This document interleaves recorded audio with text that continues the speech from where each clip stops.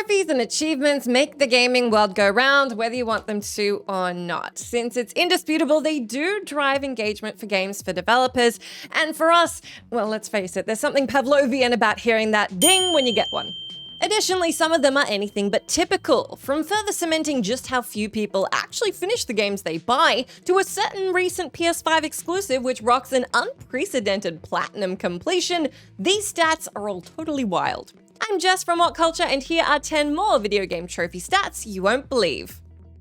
Number 10. Over 50% of players didn't beat Bloodborne's first mandatory boss, but 25% beat the last boss.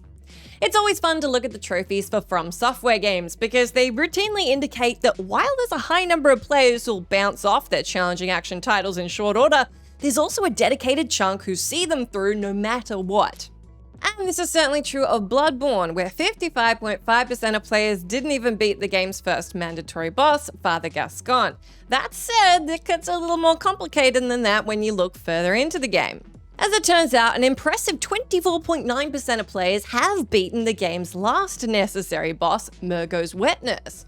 This would be a fair completion rate for any challenging game, but Bloodborne? Eesh. Basically, we can infer from this that if you stuck with the game long enough to beat Father Gascon, there was a good chance you were in for the long haul. And of course, we can't completely ignore that Bloodborne was given away for free on PS Plus, likely ensuring many casual gamers jumped in, messed around for 30 minutes, couldn't get into the game, and then promptly dipped before they even reached Father Gascon, let alone were able to kick his ass. Number 9. 18.1% of Spider-Man 2 players got the Platinum. It's generally assumed that most platinum trophies have extremely low completion rates due to the dedication required, and it tends to be franchises with intensely hardcore committed fanbases like Persona, which rack up the highest platinum completions. Yet the recently released Marvel's Spider-Man 2 has a ludicrously high platinum completion rate of 18.1%. That means a fifth of all people who played the game got the platinum. The math is mathing, right? Yes.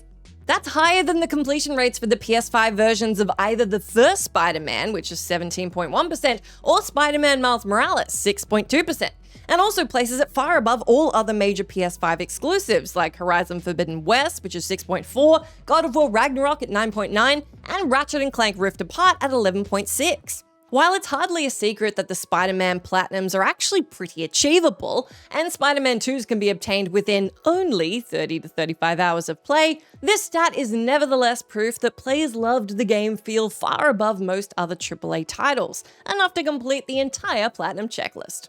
Number 8. More than 10% of Subnautica players have never gotten wet.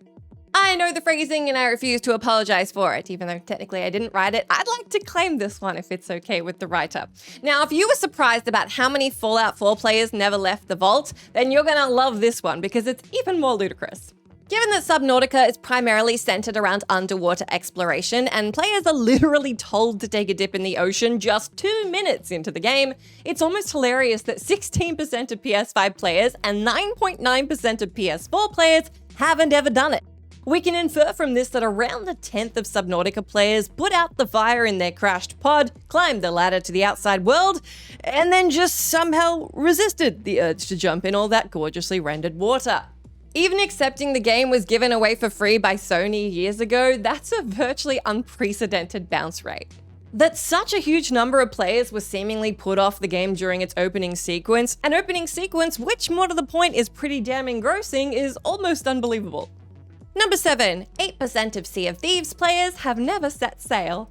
Subnautica isn't the only game that proves that plenty of players seem to have an aversion to digital water.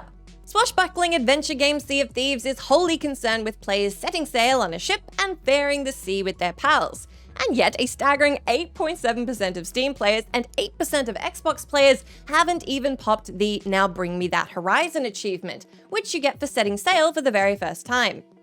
Given that this is the game's entire appeal and almost as many players even pop the frivolous Legends Crunch achievement for simply eating a banana, it's maddening that literally thousands of people have never seen what Sea of Thieves is really about, despite launching the game.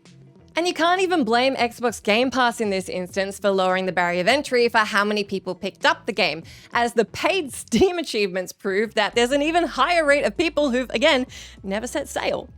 Number 6. Only 12.2% of Gran Turismo 7 players have tried ranked multiplayer. Now, there are always going to be players who are fairly averse to online multiplayer, especially those who are playing on console where you have to pay for the privilege. Nevertheless, it is fair to assume that a large number of Gran Turismo 7's players have at least tried the Sport multiplayer mode.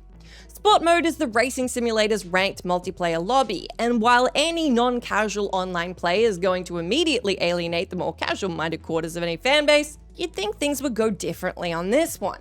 Given the highly competitive and obsessive nature of a lot of Gran Turismo fans, you'd at least expect that a lot of them would have tried out one race in this mode, right?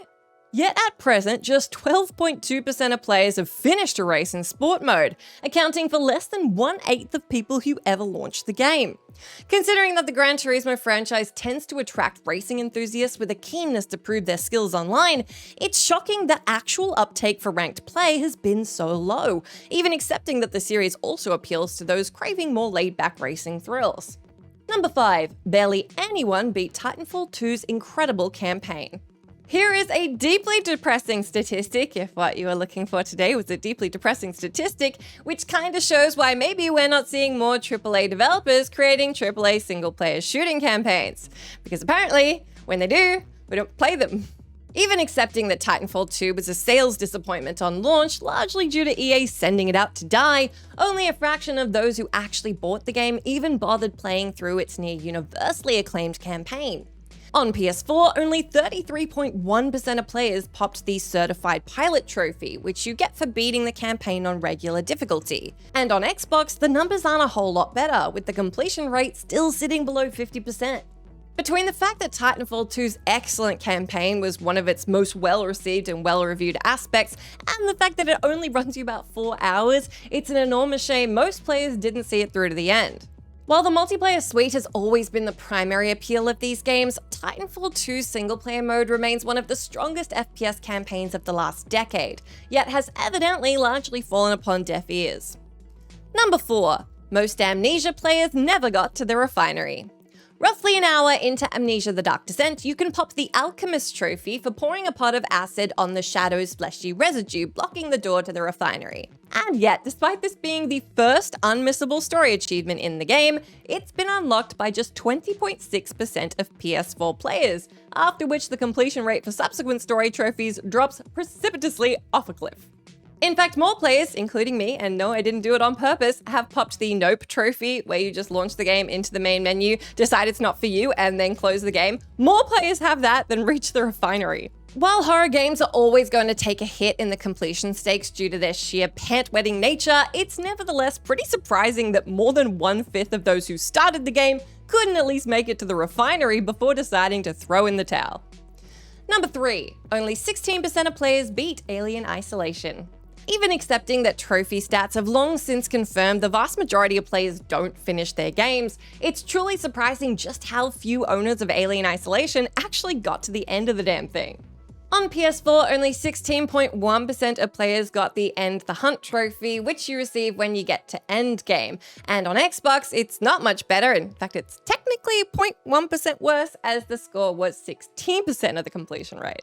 Even accepting that, again, as a horror game, Alien Isolation is never going to have an ultra-high completion rate, that's a depressingly low number, especially with the game having a relatively hardcore fan community.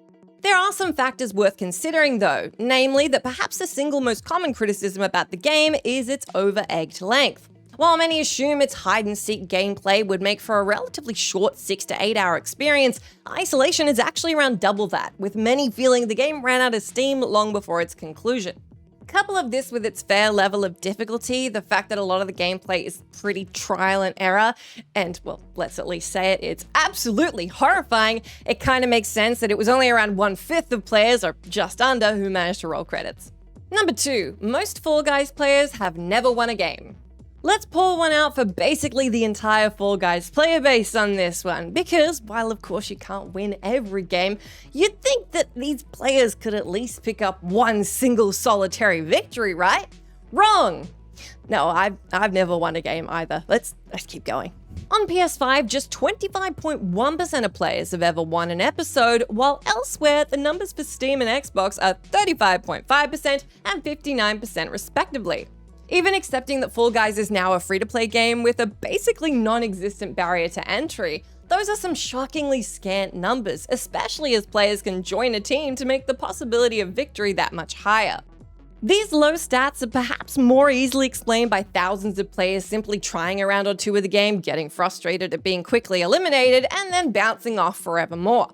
I know that's what happened to me. It wasn't because I was bad, I tried like once or twice and then I didn't get it, so yeah.